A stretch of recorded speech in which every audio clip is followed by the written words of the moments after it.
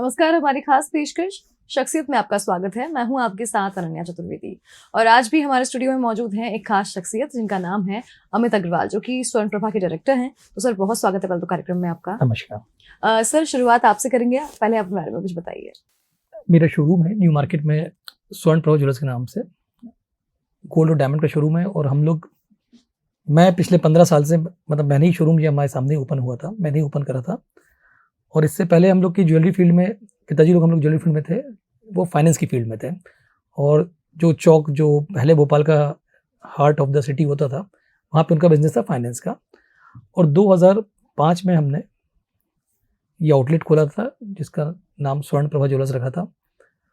और समय के साथ जैसे जैसे लोगों का रिस्पांस मिलता गया, जैसा जैसा भोपाल शहर में अप्रिशिएशन होता रहा, तो आज 2 फ्लोर का हमारा शोरूम है न्यू मार्केट के बीचों बीच में। सर, ज्वेलरी बिजनेस की बात करें तो ज्वेलरी बिजनेस में ट्रेंड बदलते रहते हैं, बहुत सारी चीज़ें आती हैं। ऐसे में अभी फिलहाल का ट्रेंड ज्वेलरी में क्या कुछ है? गोल्ड का भाव कितना है? किस तरीके से लोग जो है क्वारी करते हैं गोल्ड के बारे में? मैडम, गोल्ड एक ऐसी चीज़ है जो पिछले 50-60 साल से लगभग हमेशा ही क्वेरी का विषय रहा है। और इन द मीन टाइम ये पिछले 5 साल में जिस तेज़ी से बढ़ा है, तो इसने मीडिया कवरेज बहुत ज़्यादा अपने आप को अट्रैक्ट करा है। क्योंकि किसी भी चीज़ का भाव, जब हमने शोरूम खोला था 500 रुपये ग्राम था, आज वो 5000 रुपये ग्राम हो गया।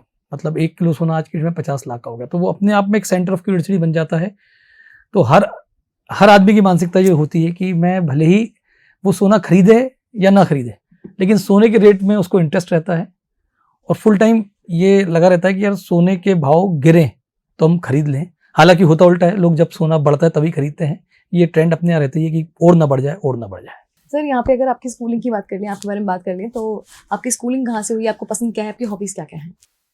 देखिए मैडम, मैं उन किस्मत वाले लोगों में से हूँ जिसकी स्कूलिंग भी भोपाल में हुई है। उस टाइम का हमारा भोपाल का one of the best school था, ऑल सेंट्स।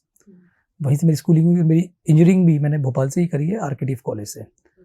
और मुझे स्कूलिंग का और ग्रेजुएशन का मुझे ज़बरदस्त फ़ायदा अपनी फील्ड में मिला है, क्योंकि भोपाल शहर में कहीं ना कहीं रिलेशंस बहुत ज़्यादा मायने रखते हैं। और स्कूल या कॉलेज लेवल भोपाल लोकल होने के कारण मेरे यहाँ पर रिलेशंस बहुत अच्छे रहे हैं। और जब मेरा कॉलेज इंजीनियरिंग ख़त्म हुई, सॉफ्टवेयर में था मेरा, तो फिर जैसा होता है उस टाइम का एक जोश था, एक साथ में कलीग्स थे, तो ये मूड था कि नहीं यार, अब हमें मुझे ये तो मालूम था कि मुझे अल्टीमेटली ज्वेलरी फील्ड में जाना है, लेकिन उस टाइम ये था कि नहीं, कुछ इंजीनियरिंग करिए तो कुछ करके दिखाना है। ओके। सर, इंजीनियरिंग से ज्वेलरी में कैसे इंटरेस्ट आया, और इसके पहले क्या कोई बिजनेस थे आपने जो शुरू करे हो? वही मैडम, मैं आपको बताना चाह रहा हूँ कि जैसे ही हमारी इंजीनियरिंग खत्म हुई, तो क्योंकि क्वालिफाइड थे, इंजीनियरिंग भी अच्छे से करी थी, और एक लगता था कि हाँ हम कुछ कर सकते हैं। तो और जो आपने दोस्तों के साथ बैठ के प्लान बनाना, ये बनाना, तो हमने 2002 में मैंने एक सॉफ्टवेयर इंस्टीट्यूट स्टार्ट करा था भोपाल में, मतलब जस्ट इंजीनियरिंग खत्म होने के 1 साल बाद ही। और वो भगवान की दोस्त इंस्टीट्यूट आज भी चल रहा है, जेनिथ इन्फोटेक के नाम से था। तो हमने जब 2002 में वो खोला था, तो बहुत अच्छा रिस्पांस मिला उसका। सॉफ्टवेयर के लेवल पे हमने बहुत बढ़िया उसमें काम करा था। और 2 साल के बाद जब मुझे मालूम पड़ेगा, क्योंकि हमारा पेरेंशियल बिजनेस ज्वेलरी था और परिवार को भी मेरी ज़रूरत थी, हम लोग एक नया आउटलेट लेकर आ रहे थे, तो मैंने अपने दोस्तों से बात करके उसको क्विट करा। और मुझे ये मानना था कि एक बिज़नेस की समझ करने के लिए आपको पढ़ाई बहुत ज़रूरी है। और ग्रेजुएशन यदि मैंने इंजीनियरिंग करी तो जनरली ऐसा नहीं है कि मैं सॉफ्टवेयर इंजीनियर था तो मुझे कोडिंग ही आनी चाहिए, मुझे बिजनेस करना आना, मुझे नॉलेज होनी चाहिए थी। वो मैंने नॉलेज कॉलेज से जनरेट करी। और बिजनेस जो है वो मैंने सॉफ्टवेयर जब सेंटर खोला था तो मैंने बिजनेस मैंने करना सीखा, क्योंकि उसमें मेरा कोई भी सपोर्ट नहीं था, सब कुछ मुझे खुद ही देखना था। और जब उसको सक्सेस मैंने करा तो मुझे लगा हाँ अब मैं ज्वेलरी फील्ड में शिफ्ट हो सकता हूँ। और 2005 में हमने ज्वेलरी शोरूम खोला। और मैडम, जब मैं ज्वेलरी शोरूम में बैठता था तो आप विश्वास मानिए मुझे वजन करना भी नहीं आता था सोने का। और फिर धीरे धीरे, क्योंकि ये मानना था कि ठीक है चीज़ें सीखेंगी, समय के साथ बहुत लोगों का सपोर्ट मिला। बहुत लो किस्मत है कि भोपाल के लोगों का इतना स्नेह था हमारे साथ कि 2010 में तो मैं काफ़ी कुछ मैच्योर्ड हो गया था। और 15 तक आते आते हाँ मुझे अब प्रॉपर बिजनेसमैन मैं बन चुका। सर, अगर हॉबीज की बात करें तो इसके अलावा आपको क्या पसंद है? क्या मतलब आप अगर इस सब चीजें से हटा के देखा जाए तो आपकी हॉबीज क्या हैं? नेचर लवर, जितना भी मौका मिलता है नेचर के पास जाना, आउटिंग्स करना। फिर मैं बोलूँगा भोपाल शहर मैंने पूरा इंडिया घूमा हुआ है, लद्दाख तक मैं बाय रोड ट्रैवल करा हूँ, गोवा में 10 बार जा चुका हूँ, ऐसा कोई साउथ सब घूम चुका हूँ। मुझे समझ में आया कि भोपाल से अच्छा कोई शहर टूरिस्ट के नाम पे तो नहीं मिलता, और ऐसा शहर जहाँ पे मेन मार्केट से 3 किलोमीटर दूर ही टाइगर घूम रहा है, ऐसा शहर हिंदुस्तान में नहीं मिलेगा आपको। तो नेचर ब्यूटी भोपाल में इतनी ज़्यादा है आसपास में कि जब भी मौका मिलता है गाड़ी उठाते हैं और किसी भी वहाँ चले जाते हैं वैकेशंस पे। वो मज़ा उसका अल्टीमेट है, मतलब वो मज़ा हमें फॉरेन तो मुझे देता ही नहीं है, मुझे किसी शहर में इतना मज़ा नहीं आता जो भोपाल में आता है। Okay, भोपाल में सुकून है मतलब। 100% इंडिया के मैं बोलता हूँ best city to live in India after retirement. ऐसा मौसम, मतलब यहाँ पर आप यदि कोई भी बाहर घूमने की बात करेगा तो नवंबर, दिसंबर, जनवरी में भोपाल से अच्छा, मतलब जुलाई के बाद से मार्च तक भोपाल ऐसा रहता है कि कोई दूसरे शहर जाने का मन ही नहीं करता। ये बात सर मैं बहुत लोगों से सुन चुकी हूँ कि भोपाल में रहने का उनका बहुत वो है कि आफ्टर रिटायरमेंट अगर कहीं सेटल होना है तो वो भोपाल है। 100% मैडम, इस बात से 100% सहमत है। इनफैक्ट जितने लोग भोपाल में आ जाते हैं, जैसे मैंने सर्विस क्लास के, हम तो बहुत कस्टमर इंटरेक्ट होते हैं, तो वो जब भोपाल में आ जाते हैं और एक बार यहाँ पर रह लेते हैं तो फिर भले ही उनकी पोस्टिंग कहीं और हो जाए, वो प्रॉपर्टी यहाँ जरूर बना लेते हैं, फैमिली यहाँ उनकी जरूर शिफ्ट कर लेते हैं। यहाँ पर सिक्योरिटी भी बहुत ज़बरदस्त है। एक बार हम लोग के ज्वेलर्स की एसपी साहब ने मीटिंग बुलाई थी, तब अखबारों में चेन स्नैचिंग की बहुत खबरें आ रही थी। बोलते हैं भोपाल एक ऐसा शहर है जहाँ पे चेन स्नैचिंग खबर बनती है, वरना दूसरे शहरों में तो ये खबर भी नहीं बनती क्योंकि इतनी मामूली सी बात बनी जाती है। तो सिक्योरिटी सेंस भी भोपाल में बहुत ज़बरदस्त है, इसके लिए थैंक टू गवर्नमेंट। चलिए सर अब बिजनेस के बारे में बात कर लेते हैं। जी, तो अगर यहाँ पे आपका एक्सपीरियंस देखा जाए तो अच्छा खासा एक्सपीरियंस आपको अपने बिजनेस में है, गोल्ड में है, और ऐसे में अगर अभी फिलहाल की कंडीशन देखी जाए तो कोरोना काल के बाद कहीं ना कहीं गोल्ड में एक अच्छा खासा बाउंस आया है। तो क्या कोरोना काल में कितनी दिक्कत हुई आपको बिजनेस करने में, साथ ही बिजनेस कोरोना काल के बाद बिजनेस किस तरीके से सुचारू रूप से चला आपका, उसके बारे में बताइए, एक्सपीरियंस कैसा रहा आपका? मैडम देखिए, 2 तरह का कोरोना आया था। एक पहला कोरोना जो था वो, उसमें दहशत ज़्यादा थी और उसका असर लोगों पे मानसिक ज़्यादा था, मतलब फिजिकल कम था, और इस बार लोगों पे फिजिकल असर ज़्यादा रहा।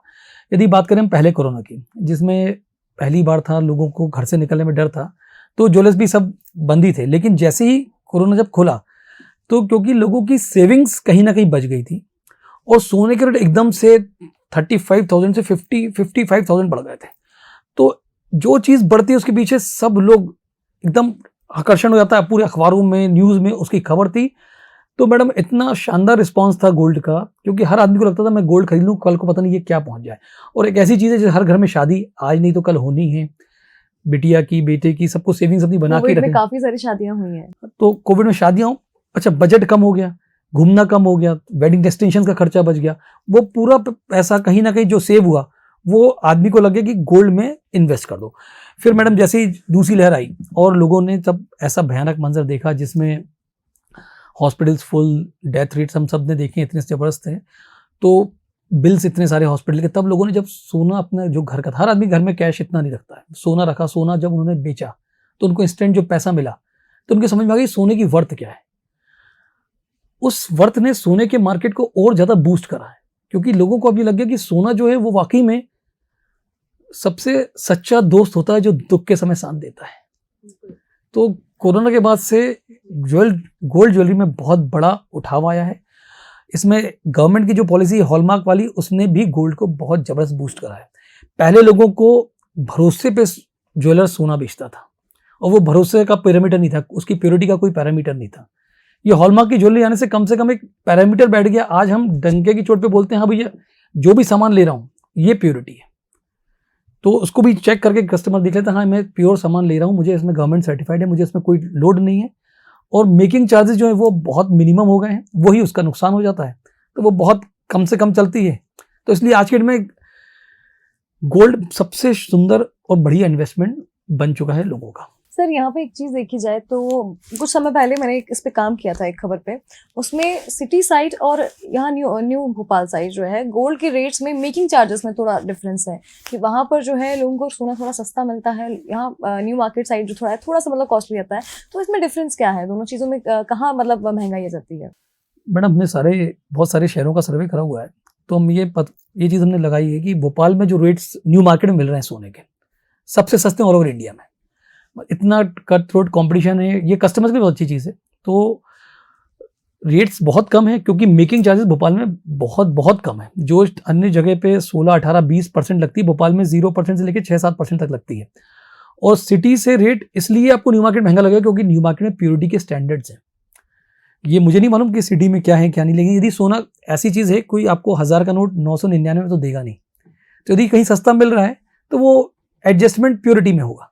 तो इसलिए सस्ता सोना कुछ नहीं होता, जेन्युइन सोना होता। हाँ, मेकिंग चार्जेस हैं, वो एक ऐसी चीज़ है जो कम लगनी चाहिए, और जो आप कम ले लेते हो तो आपको फायदा है उसमें। सर यहाँ पे अभी फिलहाल हम गवर्नमेंट की पॉलिसी की बात कर रहे हैं अगर, तो जो हॉलमार्क की आप बात कर रहे हैं, या फिर डायमंड मार्केट की हम बात कर लें अगर, तो इन सब में किस तरीके का मार्केट भोपाल में देखने को रिस्पॉन्स कैसा है लोगों का यहाँ पे? मैडम, डायमंड एक ऐसी चीज़ है जो हर एक महिला का फैसिनेशन होता है कि मुझे डायमंड ज्वेलरी पहनने, हर एक सपना होता है। और समय के साथ जैसे जैसे गोल्ड रेट्स बढ़े तो वैसे ही डायमंड और गोल्ड लगभग बराबर लेवल पर आ गए। तो सबकी फैसिनेशन पूरा करने के लिए डायमंड का मार्केट एकदम से बढ़ गया, और काफ़ी अच्छा रिस्पांस, क्योंकि ट्रेंडी जैसे अब आप जो भी आउटफिट पहनो, आप साड़ी पहनो या जीन्स पहनो या कैजुअल वेयर में आप रहोगे, उसमें डायमंड्स हर एक महिला पे सूट होता है, उसकी पर्सनालिटी पे। जनरली गोल्ड के लिए आपको एक फंक्शन चाहिए, एक वो चाहिए, एक ओकेजन चाहिए, लेकिन डायमंड्स का ऐसा नहीं है। तो डायमंड में ट्रेंडी मार्केट बहुत अच्छा बना है, और इतने ज़्यादा डायमंड्स वालों ने भी इतनी मेहनत करी है, इतने कलेक्शन ला दिए हैं, chocolate collection, rose gold collection, solitaire collection की, डायमंड के लिए वैरायटी बहुत ज़बरदस्त हो गई। तो इसलिए एक औरत के लिए जो फैशन थी वो अब मार्केट में प्रेजेंट हो गई। इसके बाद पिक्चरें आई ये राजपुताना टाइप की, जैसे पद्मावती, ये सब। इनमें जो हैवी ज्वेलरी कुंदन की चली, इसने कुंदन के मार्केट को बहुत डेवलप कर दिया। एक टाइम पे ये मार्केट थोड़ा सा डाउन हो रहा था, गोल्ड में एंटीक का मार्केट ज़्यादा बढ़ रहा था, लेकिन जैसे ही ये पिक्चरें आई और अब हर ब्राइडल को लगता है कि मैं भरा हुआ सोना पहनूं, और एक परिवार की ख्वाहिश होती है कि उसकी जब बिटिया की शादी हो तो वो कोई कमी ना रखें, तो वो जब सेट इसमें आते हैं तो कुंदन का सेट एक लड़की के चेहरे पे चमक तो ला देता है। तो इसका मार्केट भी अभी काफ़ी अच्छा डेवलप हुआ है। ओके सर, यहाँ पे एक चीज़ है कि अभी रिसेंटली जो है फैशन में काफ़ी ज्वेलरी आई है, जैसे कि मारवाड़ी ज्वेलरी बड़ी फैशन में है, जो एक आप बता रहे हैं कुंदन की पूरी भरी हुई ज्वेलरी होती है कि आपका गला जो है ऊपर से नीचे तक आपके पास ज्वेलरी रहती है, अलग अलग चीज़ें, बाजूबंद हो गया, हाथ के कड़े हो गए। ऐसे में एक बंगाली ज्वेलरी भी है, ये भी काफ़ी ट्रेंड में है, जिसमें कहीं ना कहीं डायमंड का वर्क होता है, कुंदन का वर्क होता है, लेकिन ये थोड़ा ब्राइट सोना होता है, येलोइश सोना होता है थोड़ा सा। तो ये अलग अलग अभी फिलहाल ट्रेंड आए हैं, तो उसमें डिमांड कैसी आती है लोगों की? मैडम आप देखिए, भोपाल और इंदौर में अंतर 2-3 घंटे का होगा, लेकिन ज्वेलरी के टेस्ट का बहुत बड़ा अंतर है। सबसे पहले मैंने ये देखा कि भोपाल में जो ज्वेलरी है शो ऑफ नहीं चलता है। मतलब यहाँ पर कोई ज्वेलरी जो पहन रही है महिला, वो उसकी पर्सनैलिटी पे सूट करती है, ये वो बहुत ज़्यादा नोटिस करती है। वो ऐसा नहीं कि हैवी है या महंगी है तो कुछ भी पहन लेंगे, वो कल्चर आपको शायद इंदौर में देखने को मिल जाएगा, लेकिन भोपाल में वो कल्चर नहीं है। भोपाल में हर एक ज्वेलरी की उतनी वर्थ होनी चाहिए। तो यहाँ पर यदि मैं आपको 2 लाख का आप सामान भी ले रहे हैं, सेट ले रहे हैं, तो वो लगना चाहिए कि वो हाँ इतने का है। यहाँ पे प्राइस लिमिट नहीं है, they can go for any price, but it should be with match with the personality, और जो चीज़ ले रहे हैं वो उसकी वर्थ उतनी लगनी चाहिए। ये चीज़ मैंने भोपाल में ज़बरदस्त नोटिस करी है। टेस्ट भोपाल का इतना ज़बरदस्त टेस्ट है मैडम कि हम लोग को दिल्ली क्या, बॉम्बे क्या, कैलकाटा क्या, बेंगलोर क्या, जयपुर क्या, इतनी सारी जगह ज्वेलरी कलेक्शन करना पड़ता है, तब जाके यहाँ पर ज्वेलरी का टेस्ट हम रिक्वायरमेंट फुलफिल कर पाते हैं। मैं आपको ये दावा देता हूँ कि आप बॉम्बे या दिल्ली से बहुत ज़्यादा सुंदर आपको यहाँ की महिलाओं का ज्वेलरी का टेस्ट मिलेगा। ये मतलब मैंने क्योंकि all over India exhibition attend करी हैं, और हमारे जो हमारे दूसरे ज्वेलर्स फ्रेटर्निटी वाले हैं वो बोलते हैं तुम लोग के भोपाल में क्या कितनी वैरायटी चलती है। मैंने हमने भोपाल में ऐसी कोई चीज़ ही नहीं है जो चलती नहीं हो, और लेकिन गजब टेस्ट के साथ, मतलब हर कुछ यहाँ नहीं बिकता। बिल्कुल कह सकते हैं सेंट्रल पार्ट है तो हर टेस्ट आपको मध्य प्रदेश में मिल जाएगा। बिल्कुल सही बात है कि एक मेरे ख्याल से मल्टी सिविलाइजेशन जो भोपाल में है, वो आपको आप किसी पुणे नागपुर से तुलना कर लेंगे तो ज्वेलरी के टेस्ट में आप भोपाल में दावा देता हूँ कि नंबर 1 निकलेगा। आप फैशन शो करवा लो भोपाल की ज्वेलरी का, वो आपको इतने बड़े शहरों में वो कलेक्शन नहीं मिलेगा, क्योंकि इतना क्योंकि टेस्ट है महिलाओं की फिजिक के हिसाब से या कलर के हिसाब से डेवलप होता है। फिर छोटा शहर है तो एक दूसरे के नोटिस भी करते हैं कि इसको ये अच्छा लग रहा है, इसको वो अच्छा लग रहा है, वो चीज़ डिमांड में ज़्यादा बढ़ती है। तो काफ़ी बहुत ज़बरदस्त टेस्ट मान लेगा। आप ये देख भी सकते हो कि मतलब मेरे ख्याल से इंडिया लेवल के सारे ब्रांड्स भोपाल में हैं। मतलब किसी भी बिजनेस के मुकाबले भोपाल में ज्वेलरी में सारे बड़े ब्रांड्स हैं इंडिया के। सर अगर यहाँ पे एक चीज़ और देखें तो अभी फिलहाल के मार्केट में जो लोग काम कर रहे हैं और इसी बिजनेस में और लोग जो आना चाहते हैं, या फिर प्लान कर रहे हैं कि ज्वेलरी बिजनेस जो है काफी अच्छा चल रहा है? अभी फिलहाल हम देखते हैं तो लोग बाग इस वक्त जॉब के लिए तलाश करते हैं, कहीं कोई और बिजनेस, यानी कि उन्हें कोई इंडस्ट्रियल बिजनेस चाहिए, लेकिन ज्वेलरी बिजनेस कितना बेनिफिशियल है, साथ ही इसमें सीखने को कितना कुछ मिलता है? मैडम मैं ये बोलता हूँ, इससे अच्छा जो बिजनेस, लोग जनरली अपने बिजनेस के बारे में बुराई करते हैं, मुझे लगता है इससे अच्छा कोई बिजनेस नहीं है जिसमें आदमी आपसे सामान भी लेता है और आपको शादी का कार्ड भी देता है। जब आदमी के पास पैसा होता है तो वो एक ज्वेलर को याद करता है, जब आदमी के पास पैसा नहीं होता तो वो एक ज्वेलर को याद करता है। तो मतलब ऐसी चीज़ है जिसमें हर आदमी का इससे जुड़ाव बनता है। बस इस बिजनेस की जितनी चकाचौंध है उसमें ये समझनी चीज़ है कि इसमें मार्जिन बहुत मिनिमाइज्ड है। ये टर्नओवर बिजनेस है, इसमें ऐसा नहीं है कि मैंने आपको 1 लाख का सामान बेचा तो 10,000 या 20,000 कमा लिए। हो सकता है हम कभी कभी 2,000 भी कमाते हों, कभी 5,000। तो पेशेंस वाला बिजनेस है। लेकिन हाँ, भोपाल में इसका पोटेंशियल बहुत बड़ा है, क्योंकि भोपाल में जनरली हमने ट्रेंड देखा है कि यहाँ पर आदमी को पर्सनल टच चाहिए रहता है, इसलिए कितने बड़े बड़े ब्रांड्स आ जाते हैं, वो लोगों को सेटिस्फाई नहीं कर पाते। और हम लोग, क्योंकि हमारी आफ्टर सेल सर्विस बहुत अच्छी है, हमारे पास ऐसी दसों फैसिलिटी हैं जो हम बड़ा अमाउंट का सामान जो लेता है उसको मिल जाती है, तो उसको इतना अट्रैक्ट करता है वो चीज़ें कि पूछो नहीं। और इतना बड़ा मार्केट में अभी भोपाल में ये खाली है। बस इसमें यदि पेशेंस हो आपको और पैशन हो तो यहाँ पर अभी भी बहुत जबरदस्त स्कोप है ज्वेलरी फील्ड की। सर यहाँ पे अगर देखें तो 2005 में आपने बिजनेस स्टार्ट किया और 2005 से लेके अभी तक क्या कुछ परेशानियां आई बिजनेस में, क्या कुछ ऑब्स्टिकल्स आए और कैसे उनको पार किया? देखिए मैडम, बिजनेस कोई भी हो, परेशानियां तो सब जगह, मतलब इंसान की जिंदगी में परेशानी लगी रहती है। मतलब मैं ये इसमें मानूंगा कि हम लोग को एज सच कोई बहुत बड़ी परेशानी नहीं है। गवर्नमेंट की पॉलिसीज होती हैं, वो कभी हमसे मैच नहीं होती, लेकिन प्राय क्योंकि इतना संवेदनशील इश्यू होता है गोल्ड एक महिला के साथ, तो सरकार भी इसमें ज़्यादा छेड़छाड़ नहीं करती, क्योंकि उसे मालूम है कि ये एक 50% पॉपुलेशन को फर्क मारता है।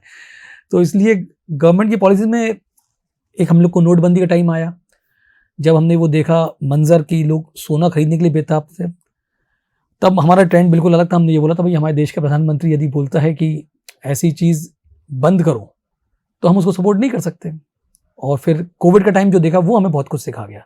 वो हमें क्या, इनफैक्ट लोगों को बहुत सिखा गया। जो प्रॉपर्टी मार्केट ने एक टाइम सोने को ओवरटेक कर लिया था, वो कोविड ने उसको ओवरटेक करके ये बता दिया कि नहीं सर, प्रॉपर्टी आज बेचने जाओगे तो पता नहीं कब बिकेगी, लेकिन सोना इज अ इंस्टेंट कैश। और भोपाल में समय के साथ मेहनत जो हमारी 15 साल में ज्वेलर्स का टेस्ट जो है ना वो बहुत बढ़ता जा रहा है। तो कलेक्शन में हमें जितनी है उतनी मेहनत करनी पड़ती है। हम ये सोचे कि हम यहाँ पर पहले जो 25-30 साल पहले प्रथा थी कि आदमी चाहता था और मुझे फलाने सेठ जी से यहाँ सामान लेना है, उनके यहाँ बैठ जाता था और पसंद कर लो ले लो, ऐसा आज की डेट में तो नहीं हो सकता। आज आप हो, मेरा कोई खास दोस्त है, वो यदि मेरे पास आते हैं तो जब तक उनको कलेक्शन नहीं मिलेगा, वो कितना भी मेरे अपने हो, वो मुझसे सामान ले लेंगे। और कलेक्शन मिलेगा तो वो बगल वाले को छोड़कर भी आएंगे। पहले एक ट्रेंड था कि ज्वेलर्स यहाँ बैठ के सामान लेते थे।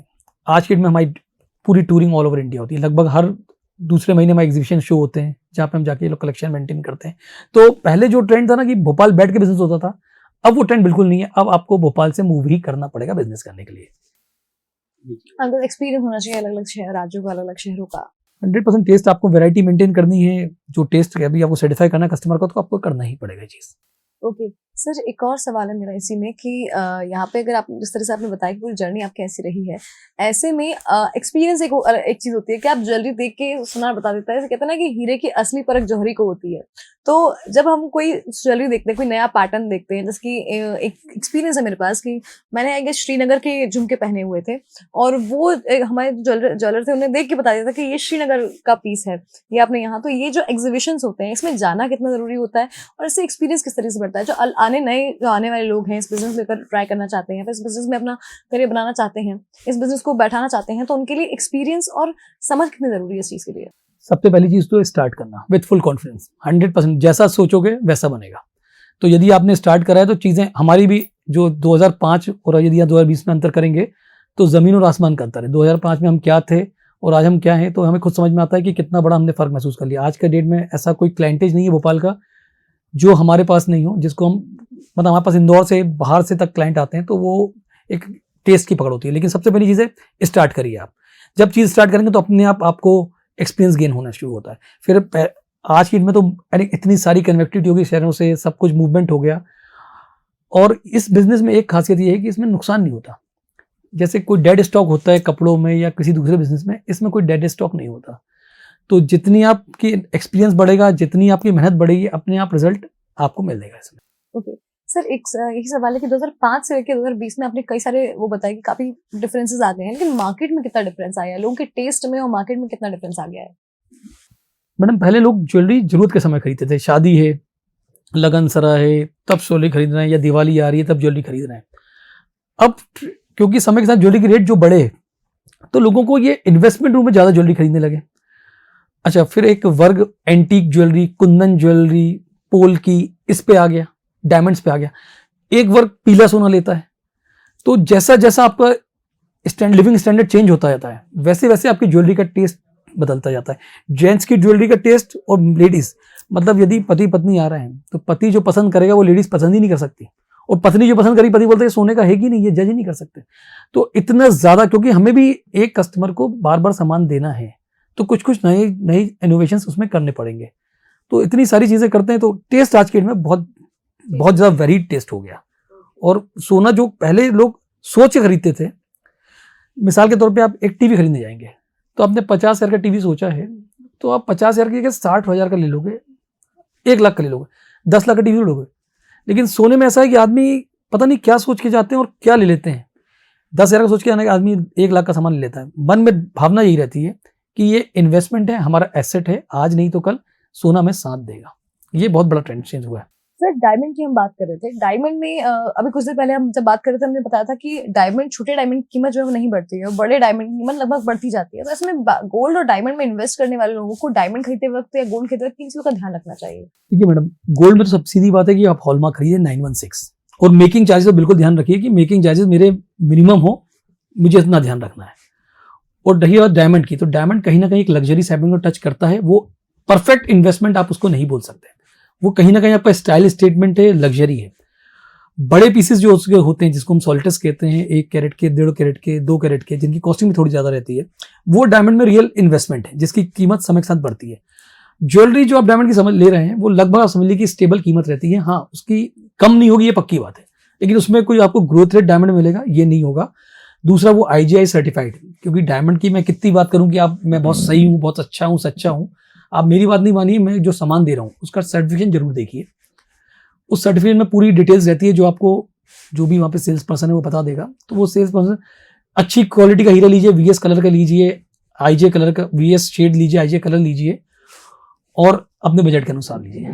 कि सर यहाँ पे भी डायमंड अलग अलग रेट्स के होते हैं, तो किस तरीके से उनका आइडेंटिफाई किया जाए? जितना क्लियर डायमंड होता है कि उतना ज्यादा कीमत होती है, तो कितने तरह के डायमंड्स यहाँ पर होते हैं जो लोग खरीदते हैं या फिर प्रेफर करते हैं लेना? मैडम जनरली VS कलर लेना चाहिए लोगों को, और वो एक ऐसा शेड होता है जो आपकी रेंज, बहुत महंगा भी नहीं होता है और बहुत क्लियर भी होता है। और बाकी फिर जैसा जैसा जिसका बजट है उस हिसाब से करते हैं। तो VS सबसे मेन है, सर्टिफिकेशन देख के लीजिए आप, उससे कीमत आप जज कर सकते हो डायमंड की। VS और VVS इस प्रॉपर्टी में ज्यादा जाइएगा। सर, हमारे इस कार्यक्रम के माध्यम से अगर आप समाज से, लोगों से कुछ कहना चाहते हैं, तो आप क्या संदेश देंगे हमें? बिल्कुल सी है, बहुत अच्छा आपका कार्यक्रम है, और हम संदेश हमारा सीधा सीधा है कि ये भोपाल बहुत खूबसूरत शहर है, और इस शहर को हम जितना प्रमोट कर सकते हैं ये हमारा दायित्व बनता है। और यहाँ पर हमें बिजनेस एक दूसरे से परस्पर मिलकर ही करना चाहिए। हम क्या दे सकते हैं शहर को, ये हमें सोचना चाहिए, और शहर वाले हर आदमी को, क्योंकि इस शहर की पहचान इंडिया में चुनिंदा शहरों में है, कितना हम इसको खूबसूरत बना सकते हैं ये हम लोग की जिम्मेदारी। धन्यवाद सर हमारे साथ आज कार्यक्रम में जुड़ने के लिए और तमाम सारी चर्चा के लिए। तो बिल्कुल है, आज हमने अमित जी जाना कि किस तरीके से ज्वेलरी बिजनेस जो है वो भी अच्छा खासा है, साथ ही बिना डाउनफॉल के आप अपना बिजनेस आराम से चला सकते हैं। तो जो लोग सोच रहे हैं इस बिजनेस में आने के लिए, उनके लिए एक अच्छा ऑप्शन है। साथ ही एक्सपीरियंस बहुत जरूरी होता है, तो अपने हर अनुभव से सीखिए और आगे बढ़िए। हमारी इस खास पेशकश में फिलहाल इतना ही, मुझे दीजिए इजाजत, नमस्कार।